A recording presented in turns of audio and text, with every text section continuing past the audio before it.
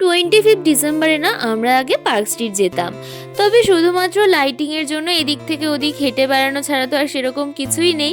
আর এটা আমাদের কাছে যেন বড্ড হাস্যকর লাগতো বলে 2 বছর ধরে আমরা আর এখন যাই না। আর এখন তো আমাদের শ্রীরামপুরে এত সুন্দর সাজায় যে বাইরে কোথাও আর যাওয়ার প্রয়োজনই হবে না।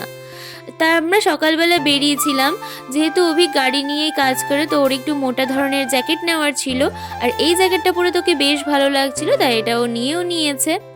তারপরে রেডি হয়ে একদম সন্ধ্যাবেলা আবার আমরা বেরিয়ে পড়েছি। কলেজ ঘাটের দিকের চার্চটাতেও দেখলাম বেশ ভিড় রয়েছে, আবার প্রোগ্রামও হচ্ছিল। আর এদিকে দেখো গোপাল ভাড়া স্যান্টা মিলে কি নাচ শুরু করে দিয়েছে।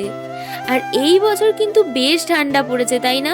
আর আমি যেহেতু শীতকাতুরে, আমার তো প্রচন্ড পরিমাণে ঠান্ডা লাগছে। রাস্তাটা দেখো বেশ বোঝা যাচ্ছে কুয়াশা ভরে রয়েছে।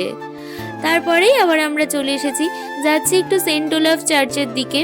আর আমরা না বুঝতে পারিনি যে এতটা পরিমাণে ভিড় হবে, তবে বেশ সুন্দর সাজিয়েছিল আর প্রোগ্রাম হচ্ছিল বলে আমরাও যাচ্ছিলাম।